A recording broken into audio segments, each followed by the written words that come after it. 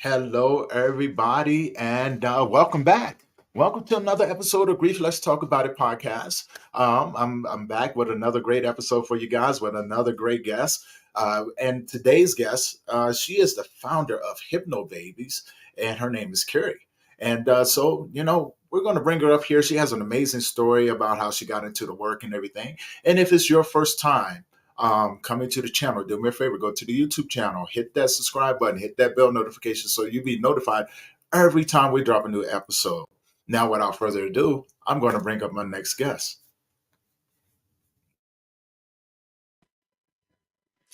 Hi, I'm Kerry Tuschhoff. I'm the founder and director of Hypnobabies.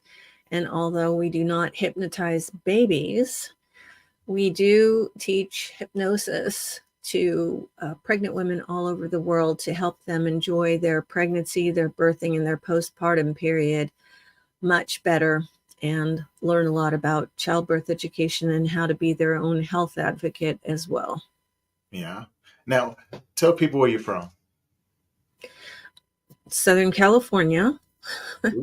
That's where I am right now. So I don't know where everybody else is in the world, but it's usually sunny and nice here. And but I do communicate with, and we do have people coming to Hypnobabies from all over the world, which is very, very gratifying.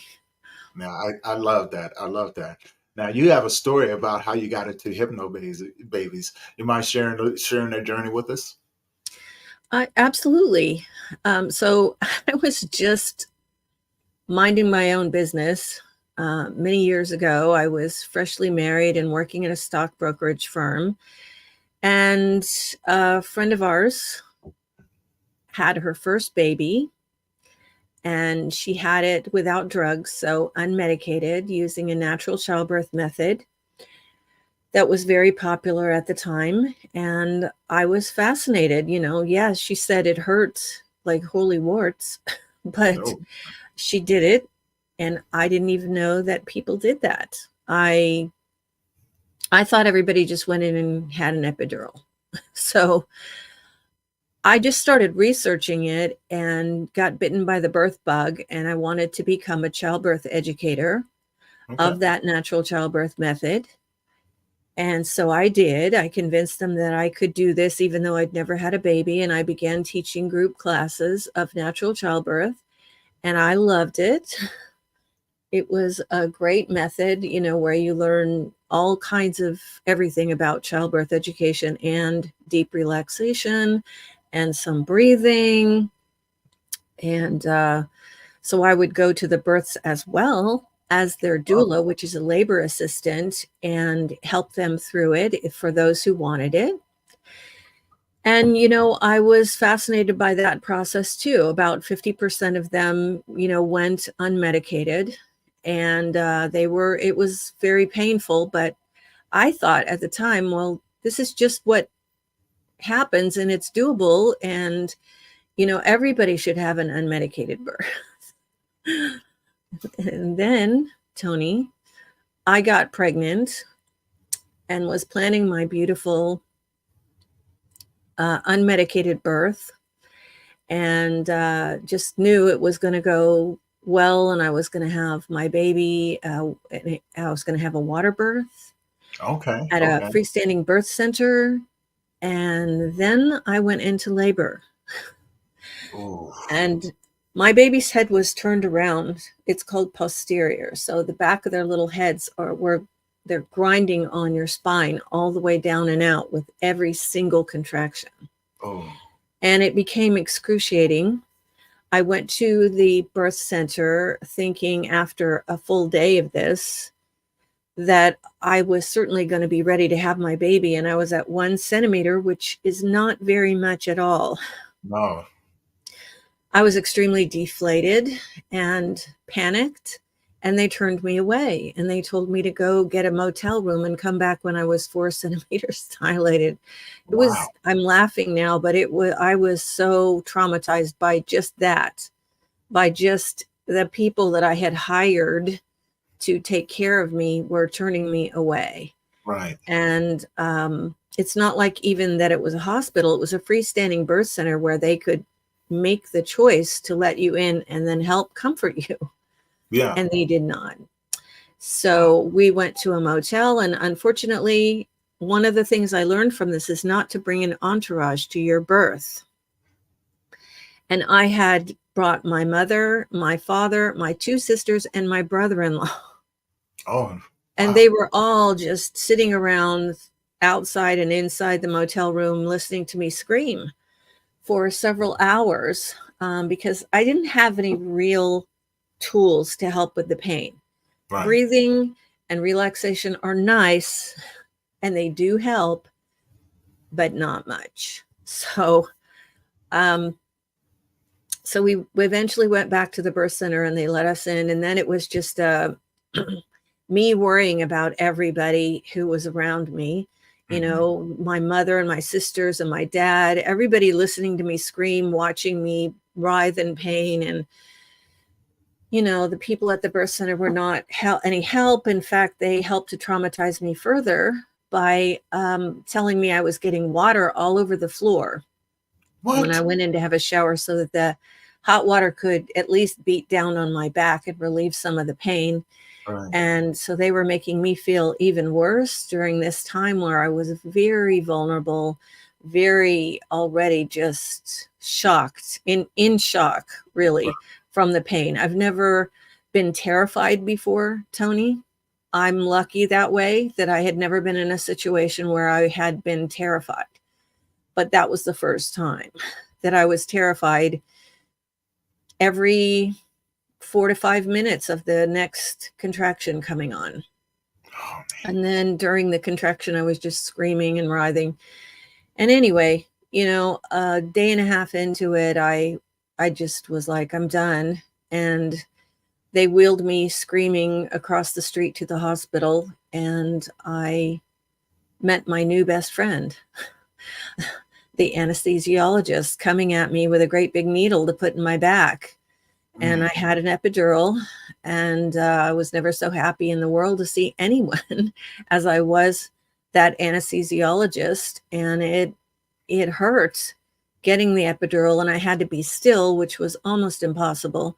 But after that, for I guess 7 hours, I just slept and cried from the trauma of it all. And every time I would wake up, I would just start sobbing and sobbing from what I was going through, that I had imagined in my mind was going to be this beautiful experience. Right. And so the baby had to be pushed and pulled out of me because I had an epidural and I could not push. And that also created issues, you know, emotionally, but also in my body, from having to have a deep episiotomy, which is a cut down there.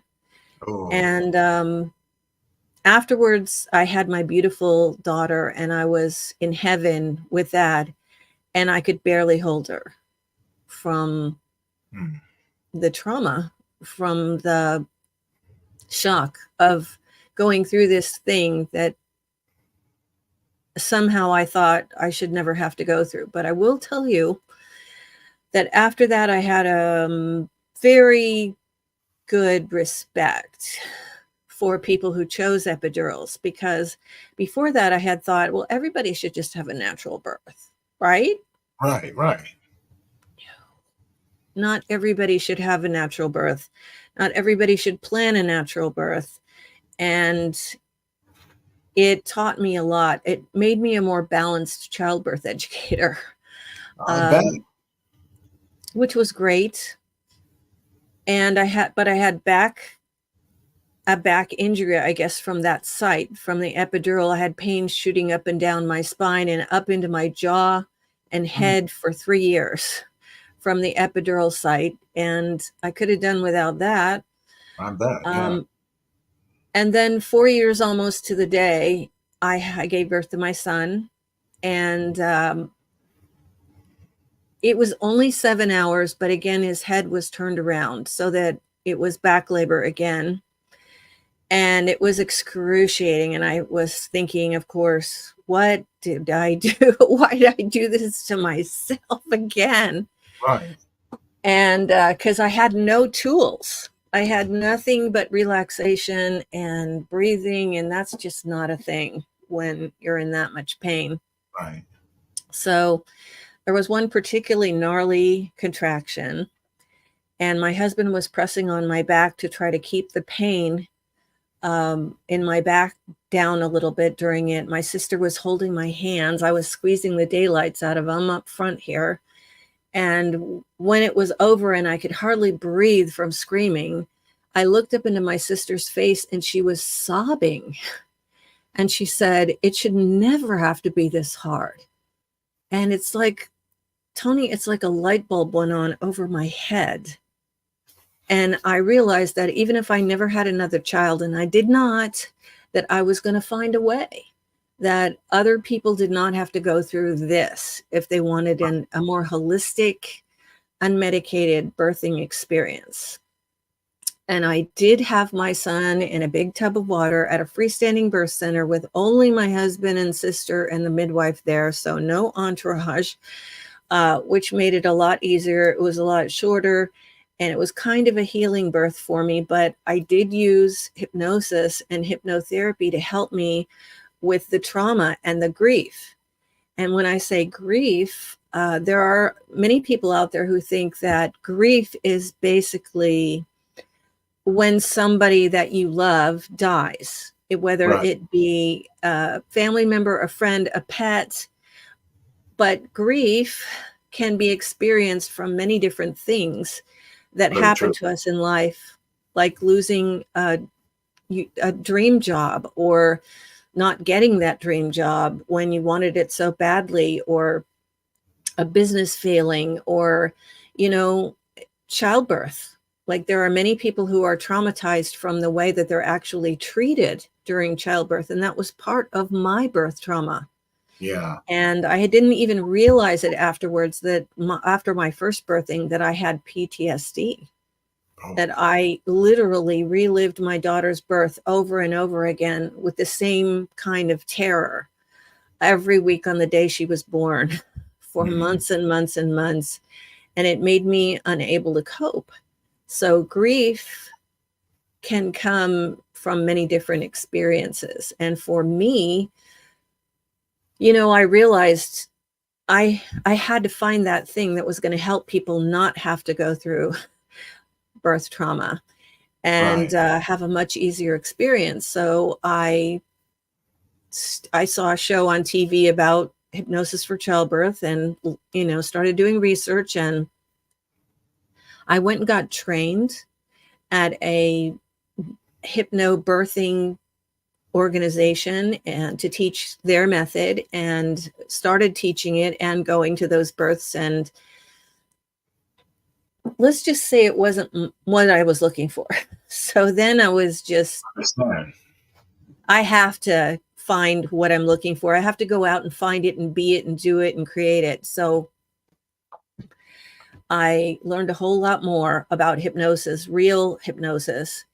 And I learned about hypnotherapy, and then I became a hypnotherapist. And then I learned that there was something called hypnoanesthesia.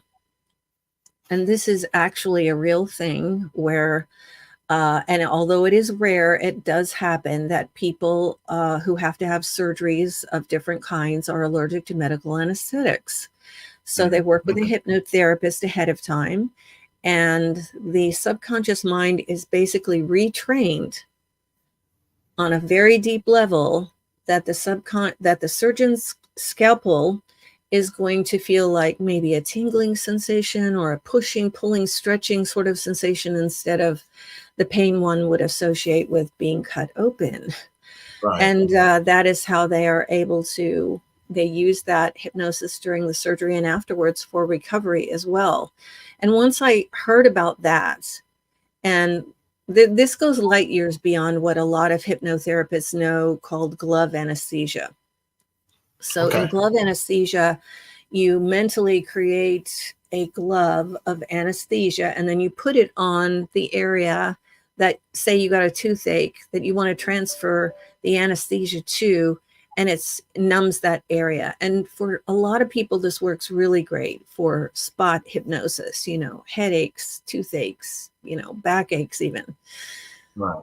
But hypnoanesthesia, the kind that I was looking at and learning about, is very, very different. It works at a very deep level, and it can be created in any part of your body. So I also discovered a program that was created by master hypnotist Gerald Kine. And Okay. he is no longer with us. But at the time that I took this training, I found that he had sat down with women and asked them, if you could have hypnosis during your childbirth to help you get through it better, what else would you want? And of course, they said, well, we want to be able to move around and walk and talk and, use it for other things. And he's like, all right, let's do it. So he created this program called Gerald Kine's Painless Childbirth Program. And it was designed for hypnotherapists to be used in an office one-on-one with them and a pregnant client. And I took the entire training, and then I asked him, could I take these techniques and put them into a complete childbirth education program? And he said, I cannot wait to see what you create. And that was 22 years ago.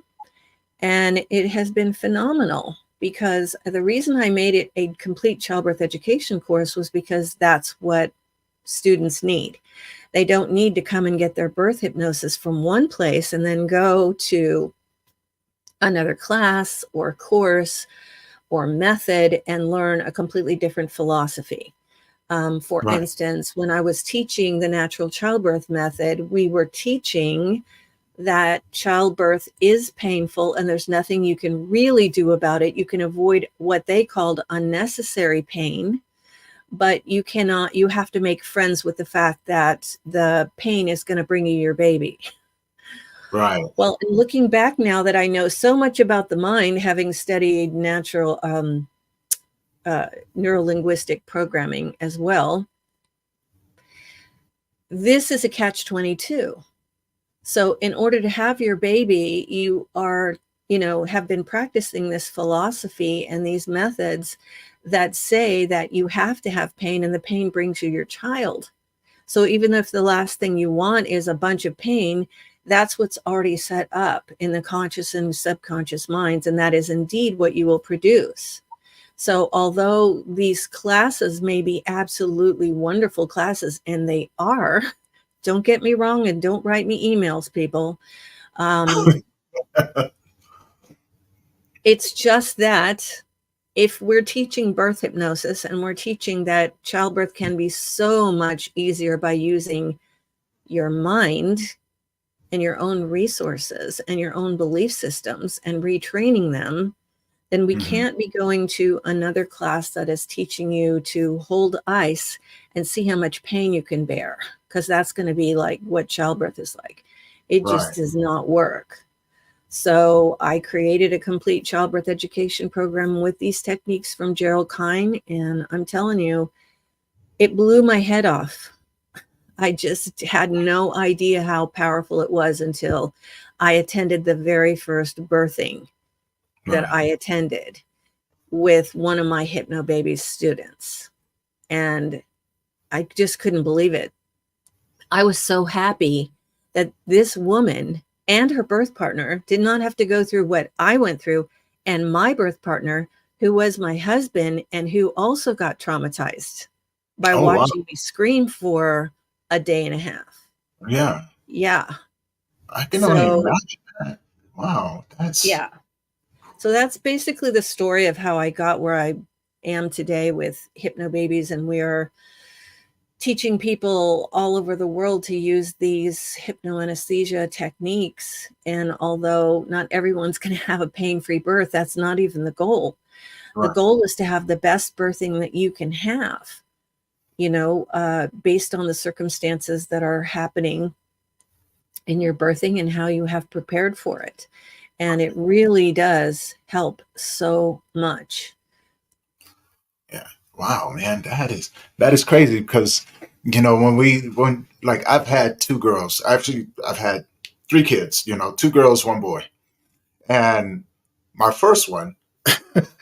Oh my God, it was my first kid ever. I was 17 years old, and going back to what you were saying about the traumatizing epidemic that came with it.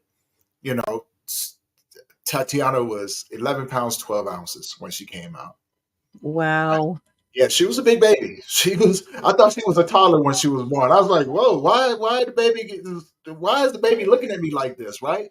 Like the baby looking at me like, hey, I was comfortable in here. I would come out and fight you, man. I was like, whoa, can we talk about it?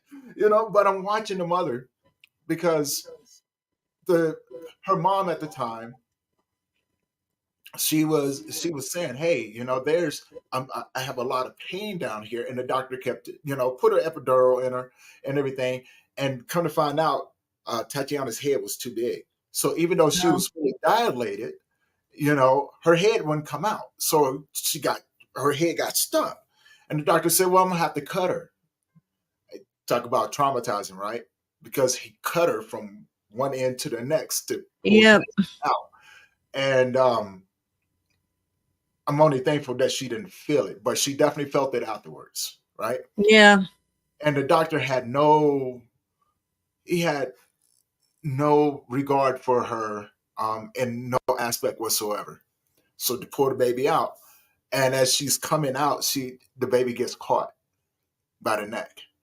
So now he has to try to push her back in to pull it. Yes, traumatizing, right? And I didn't realize, like when you said that the PTSD was there, it brought me back there, Yeah. where I was like, man, because I'm watching this at the age of 17 years old, um, and the whole scene just came back as you were talking. Now, I never really connected the two, from the childbirth to PTSD until you said something about your husband, because I'm looking at it from your point of view. Now, I can never, what I'm saying, fully see it from your point of view because you're the one who's having the baby and everything. So it's a different perspective. But when you said your husband had experienced it, I was like, whoa, that makes a lot of sense, right? Yeah. You know, he didn't get any help either. Like Exactly. I used hypnosis and therapy and hypnotherapy to help me. And that poor guy, I mean, he didn't even want to go when I got pregnant again, and this is nothing against him. Okay, so when I got pregnant with the second one, he was reticent to even go to the any midwife appointments or anything like that because it brought him back to that trauma Right. of what he watched me go through. And but I will say that he was fantastic during the second birthing, and I had my son in a big tub of water, and my husband was the first one to touch him and bring him up to me when I birthed him underwater. So that kind of healed him too. But yes, Okay. indeed, birth partners can become very traumatized by I, childbirth. See, I never, you're saying that, and I know I talked about the first one. When my second daughter was born, when my second daughter was born, Ajane, she was 12 pounds 11 ounces. Oh, Yeah, so I had two big baby girls, right? You know what I'm saying? Two big baby girls, yeah. and her mother made it look like as if it was just easy. She was like, "Woo, there it is," baby's out, right? But now fast forward, some years after that, because all of my kids are 8, 9 years apart.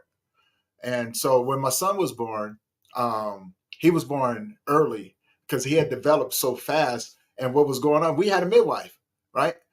And so what I didn't understand the role of a midwife. I was like, I'm here, don't worry about anything.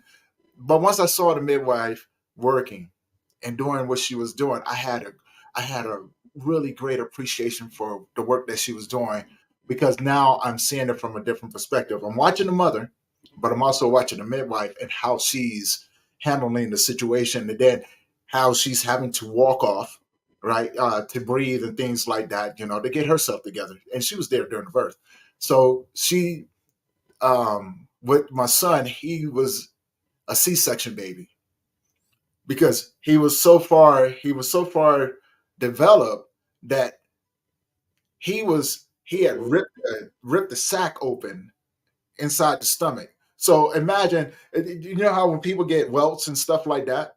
Yeah. So I didn't understand what the mother was going through, and she was like, "No, look!" And she's screaming and she's crying. I'm like, "What's going on with you?" She was like, "He's trying to rip his way out, right?" And I'm like, "What do you mean?" And she lifts up her shirt and shows me her belly, and all I see is these claw marks. And I'm like, "What is inside of you?" Oh, Yeah, yeah, right. And oh, so they had to schedule an emergency C-section. And so now I'm watching the whole C-section and from the mirror, the round mirror up on the roof, because I'm yeah. watching go in and cut them out and everything like that. And I thought to myself, like, holy crap. Now out the corner of my eye, I catch the mother, and she is over there bawling. And I did not understand how traumatizing that was, because as a male, we don't think in that aspect of it. You're like, oh, you're just going to have a baby, it's going to be okay, right? And just another, we're not equipped to have babies. And I'm now listening to you, I'm now understanding why we would cry babies, man. Like we barely get around codes. We barely deal with codes, right? And so, and when Jake was born, like I'm watching them pull him out, and then she gets a hysterectomy at the same time. So I'm watching them do all of that stuff, and I'm just thinking to myself, like, wow, um, I don't think I've ever wanted to do this again. But this is coming from me, right? But I did understand how the first birth actually affected me going through the rest of them, Yeah. you know, and that took me into a place when you said that I almost almost wanted to cry because I felt something there, right? Well, you know what? Childbirth is just huge, Yeah. with very few exceptions. It is one of the most impactful things that can happen Right. in our lives, not just to the birthing person, but to her partner and the baby. We have to realize that the baby has been inside for 9 months in a very soft, quiet place, and listening to the mother's voice. So every single second, right from the beginning, they're listening to their mother's voice. And oftentimes, when women will talk to the babies or they will sing to them, and that is very soothing. And if when we're having our babies, we're doing deep breathing and we're, doing hypnosis or something that calms us and relaxes us, then that baby is calm and relaxed as well. Mhm.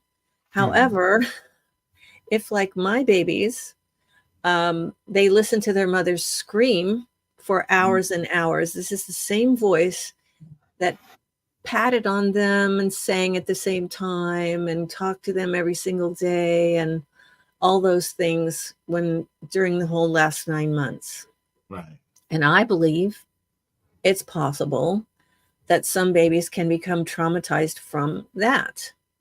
And I there's was gonna. another thing, and that is that on a subconscious level, the way the baby is born becomes associated with the baby. So if we have joyous, wonderful memories of that as the mother or father, then we have a more positive association with the child. That does not mean, and please don't write me emails, does not mean that we don't love our children if they are born in some sort of stressful situation. Both of mine were, Right. and I loved them dearly. It's just that the reason I do what I do is so that more people can bring their babies into the world for everyone's benefit in a much more gentle and easy way so that there's more joy. Right. Now, I have to ask because you said something that struck me, and I have a question about it. When children are born in environments like that, do you see the effects of it as they begin to grow? You know, I can't say that. There have been no studies, but I do know that our Hypnobabies students report quite a bit, certainly Mm. not 100%, but quite a bit that their babies are very calm and relaxed. The mother has been calm and relaxed throughout the last 3 months of their pregnancy, that they have been practicing Hypnobabies and listening to these wonderful messages and being bathed in all of the calming hormones rather than the stress hormones. Mm. And so everything has been very relaxed, and then the baby can come out and be more relaxed. Now, does that happen 100% of the time? No, it doesn't. But that's one thing that our students do report quite a bit. Okay. Yeah, I was just curious because I've been to a handful, well, more than a handful of baby births. I have 26 godkids, and Oh, I've been to 24 of them, right? The two oldest ones, I met their family, when they were already 6 or 7 years old and things like that. But all the rest of them, I was there. Don't ask me why, but I've always been asked, "You want to come? I'm going to have the baby." I was like, "Yeah, let's do it," right? And it never really dawned on me. And I've seen some horrific births, and I've also had my fair share of seeing some very beautiful births as well. But of course, coming from a perspective when I'm watching a child being born into the world, I think that's a beautiful thing anyway, right? This is a gift to the world, and to watch those babies grow up, and it never dawned on me, like the birthing can have an effect on the child and things like that, because you think once the baby is born, they have the memories from being in, but now there's a whole new set of memories, and when we talk about children growing up and things like that, there's been studies, do we yeah. carry those memories with us? And I Yeah. was always curious about that, and does it affect the character? Does it affect their emotional stability as they, depending on how they're being birthed into the world? Now, so, Well, I think what most people don't realize, because I can hear it. I can hear people out there thinking, oh, they'll never remember that. right, right, On a right. conscious level, maybe the child doesn't remember, but on a subconscious level, they do.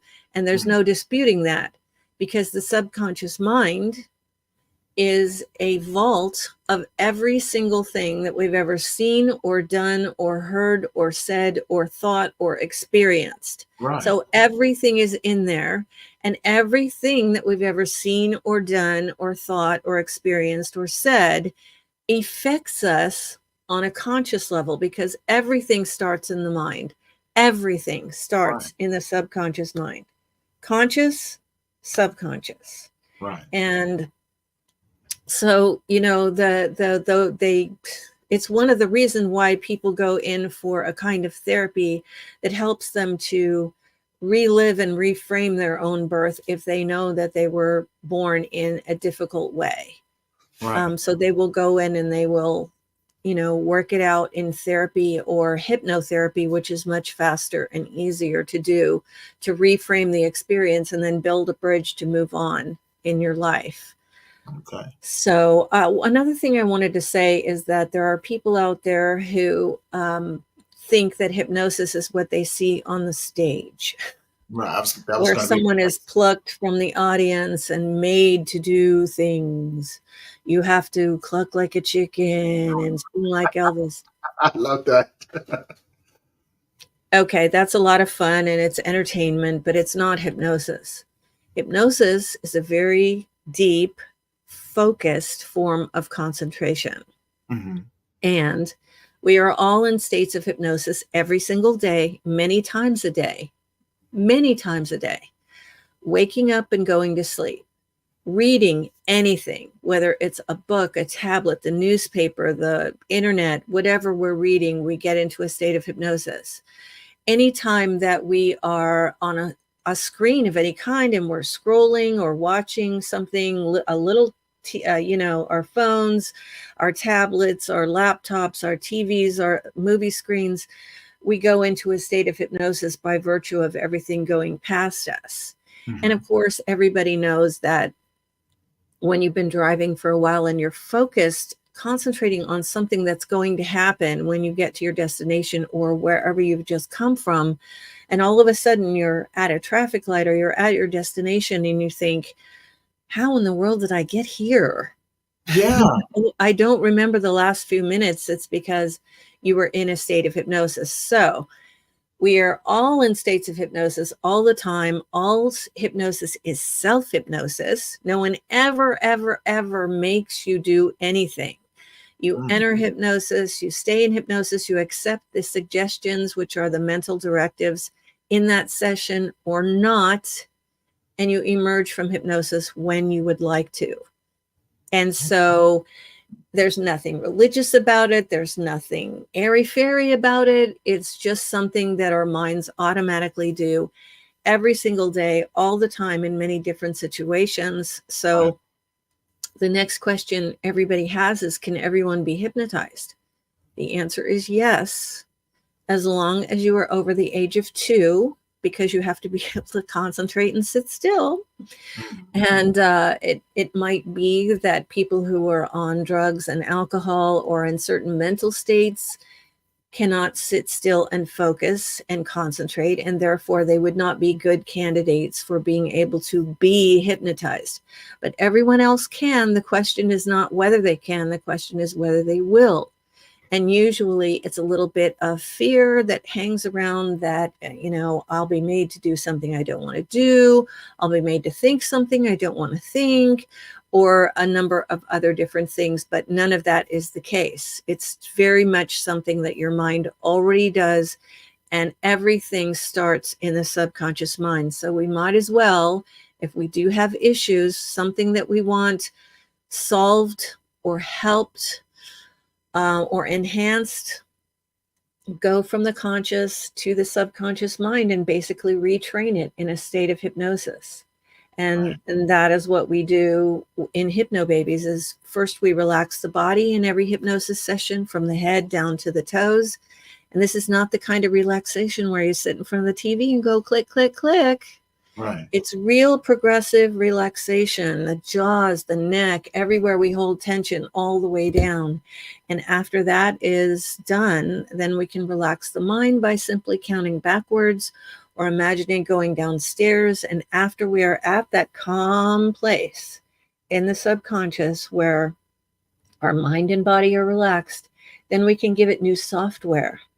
And that's all we're really doing, is updating our software, updating our belief systems about whatever that thing is. In this case, it's childbirth. Yeah. That childbirth can be much easier, much calmer, much more relaxed, and much more comfortable by virtue of all of these messages we are hearing. And we keep updating the software every single day, and every single week we add some more and some more and some more, until when we get into the big day, the birthing day, those post-hypnotic cues are right there for us. Right. And when we use them, they come to the conscious mind, and we're able to affect that comfort in the entire birthing body. So from the top of the breasts all the way down to the middle of the thighs, wherever we would feel any discomfort or anything, we can literally direct that hypnoanesthesia to those areas to help with the back or the cervix or the belly or down the thighs or wherever it is that there is discomfort. So that's how hypnosis works. That's what real hypnosis is. And it does work for so many things, not just childbirth, but for stress and anxiety and, weight release and, goodness gracious, so many other things, fears and phobias, and you name it, we can be helped by it. See, I love that because you said something about and I've done. I'm still studying. I'm a student of almost everything when it comes down to the grief and trauma world and things like that. Um, about the subconscious mind and unconscious mind. I have a mentor, Dr. Angela. She's over in China, and so she speaks about that, right? The different levels of where your conscious mind will separate and where your unconscious mind opens up and takes you where you need to go. But she does it in a different way, but pretty much the same concept. Help you live a better life, to unlock your full potential, to get rid of the stresses and things like that, to turn your belief system around, and get your mindset going in the right direction in order for you to open up to the possibilities of being better. And so and when you said that, I was like, wow, that makes total sense. So a long time ago, I used to drive trash truck, and the crazy part about it is I had done it so long that there was days that I would go in and couldn't tell you what I did. But I did a whole complete day, right? Got up in the morning, drove to work, drove the trash truck, did my whole route, went back to the shop, went back home, and I couldn't tell you what I did. I couldn't tell you the conversation I've had. I couldn't tell you who I met. I couldn't tell you how I did it. I just knew that I was at home and then I was back at home. And I did that for 8 months. I did that for 8 months. And so I was just like, wow, is it just routine, right? But at the time, I associated with it. I was going through a terrible loss at the time. And when we talk about that, I associate it with grief brain, right? You know what I'm saying? My body's on routine. I know what I need to do, right?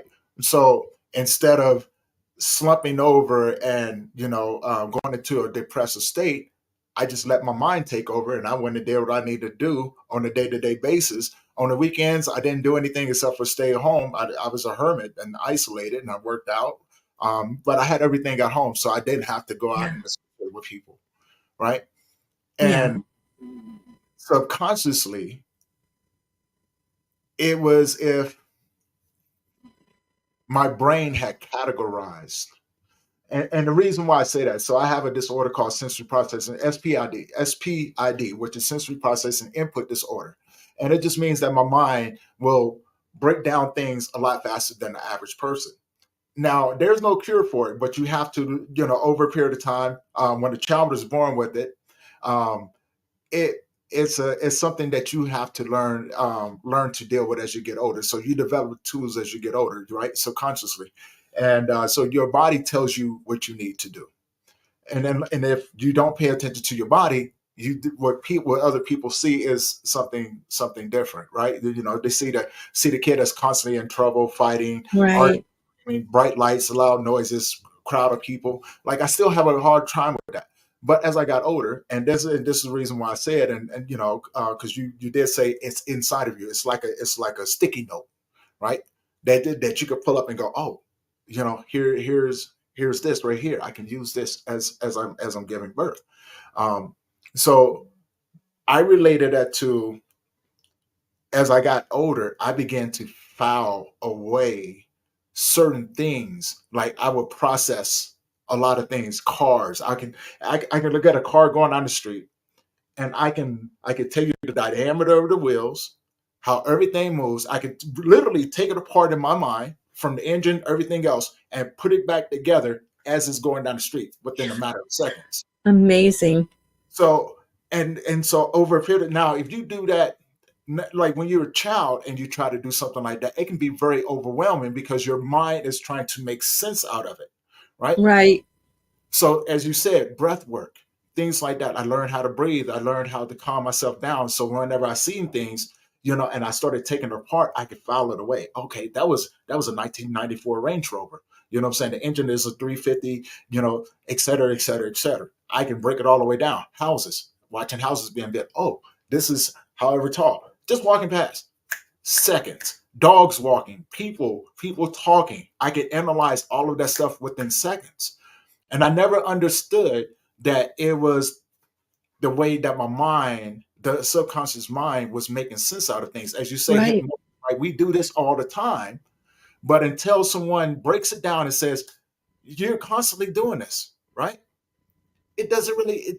You just try to make sense out of it the best way that you can. And I love that you explained it that way, because now I look back and go, I'm consistently in a state of hypnosis in my unconscious mind because of where it takes me, right?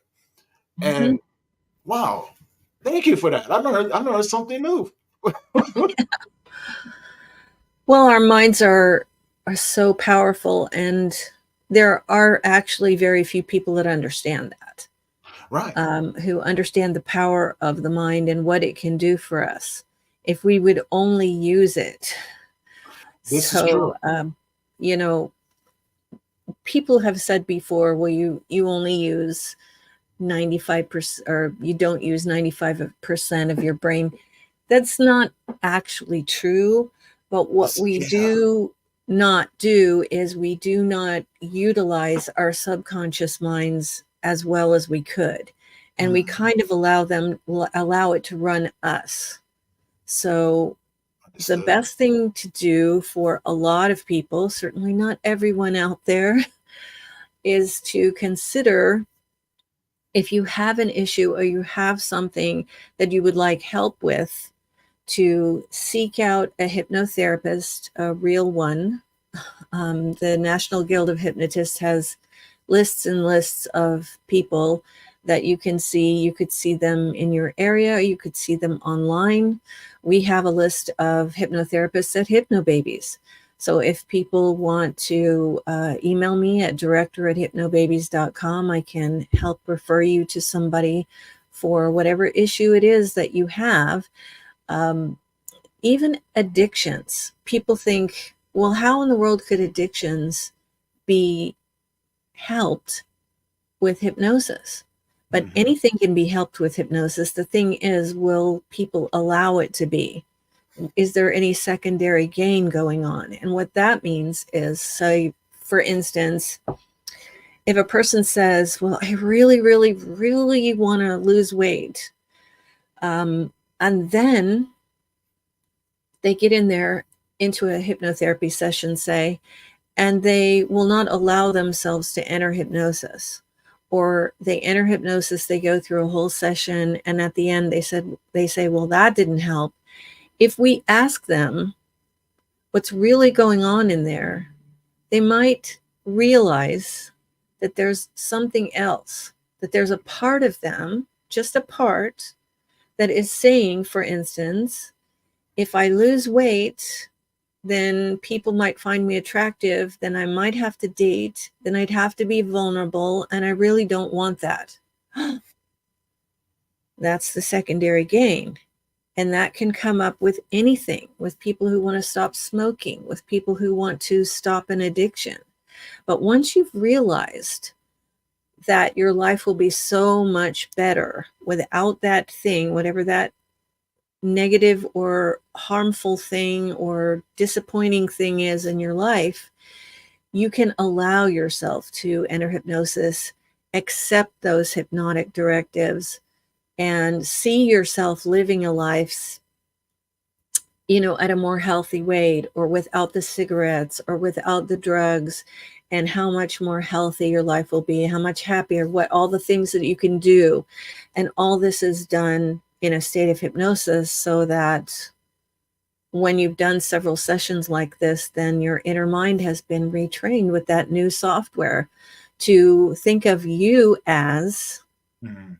a person at a healthier weight, a non-smoker, a healthy person who doesn't do drugs, alcohol, or weed. So there's just so many things that we can help ourselves with. The fear of flying, people don't want to have a fear of spiders anymore, and even that can have secondary gain. Right. What if that person gets a whole lot of attention for being afraid of spiders? They might not want to give that up. So there's a lot to know about, your goals, and what it is that you really want and need. If you really want that thing, then you will work with a hypnotherapist. And you can even do this with hypnosis tracks. Mm. Like Hypnobabies, we have childbirth hypnosis and a lot of stuff that has to do with pregnancy. But we also have tracks for self-confidence, for eliminating nausea, eliminating a fear of childbirth, um, stress and anxiety, and so many different things, even focus and concentration for people who are distracted easily. Mm-hmm. And you can listen to tracks like that. They're everywhere. A really great place is hypnosisdownloads.com, where you can find a track for just about anything. And if you just want to go and listen to tracks that bring you into hypnosis and help with the deep hypnosis and the eliminating the whatever it is, behavior or phobia or stuff, just on your own, I can find the perfect track for you if you want, Right. at hypnosisdownloads.com or someplace else, whatever your issue is, if you just want to listen to tracks. So there are different ways to utilize hypnosis, and you can even do it all yourself once you learn self-hypnosis and you learn how to say hypnosis suggestions to yourself. For instance, they all have to start with I, and they all have to be either in the present tense or, like I am, I do, I see myself as, instead of I will, because your subconscious mind is just this open, like 5-year-old child that once you tell it something, it doesn't know the difference between reality and fantasy, and it will go, oh, okay. So, but if you say, I will do this, I will do this, I will do this, then it's like, well, when is that going to be? In 100 years? But if you Right. say, I am doing this, I am working on that sort of thing, and this is the software you're updating, then your subconscious mind goes, now we're doing it. Now we're doing it. So there's a lot of things to know about how to use your mind well, but it's actually quite easy. What could be easier in the world than relaxing your body and then relaxing your mind and coming out of it feeling really, really great? So I love that. Now, if people wanted to find out more about Hypnobabies, do you have a website that they can go to? Yes. We have a website at hypnobabies.com. And on it, there's a lot of great information about childbirth hypnosis, about hypnosis itself. There are podcasts that I have done on different things with hypnosis, such as weight release and, a better money mindset, and Hypnobabies, of course. And if you want to look at the tracks that we offer or our hypnobirthing courses, you can go to hypnobabies-store.com, where all of those things are, because for pregnant people, we have, of course, the hypnobirthing courses. We also have a wonderful laid-back breastfeeding course. We have a fertility course for people who would like to get pregnant, using the power of their mind and relaxation and affirmations and things like that, that goes light years beyond the just relax and you'll get pregnant thing. Right. So there's a lot of things on our store that you can look at that might, benefit you in your particular situation.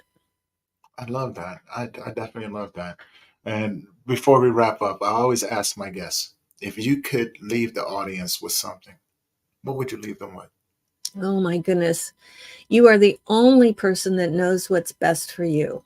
Mm. So we often will read things online, watch things online, or our friends or coworkers will tell us things, and you should. You're the only person that knows what's right for you. So be your own health advocate, mental health and physical health, and go research what you think is the best thing for you. And then literally write down the pros and cons of different things that might help and create your own plan. your own plan for physical health, your own plan for mental health, whatever it is. And when you need to reach out to professionals, reach out to them and know that you're bringing it back to yourself to find out what is the best thing for you. Right. Nice. I appreciate that. Kerry, thank you. Thank you for being on the show today. Thank you for sharing so much. I've learned so much. Um, Good.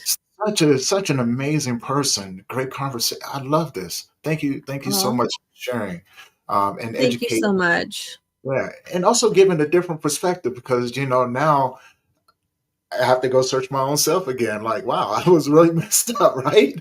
Um, but yes, thank you so much for being on today. I look forward to many more, and I always let my guests know if you ever have a topic that you would like to talk about. I'm doing a new segment. It's called Topic Wednesdays. So inviting guests back, whatever topic you want to talk about, let me know. We'll make it happen. All right. So everybody, if you guys enjoyed this conversation, do me a favor. If you have not already, go over to the YouTube channel, hit that subscribe button, hit that bell notification so you be notified every time we drop a new episode. And of course, we got much more coming for you guys. Love you guys as well. And if you know anybody who can benefit from these conversations, please share this with them. I am Tony Lynch. I am your host. And until next time, this is Grief Let's Talk About It podcast. You guys have a good night.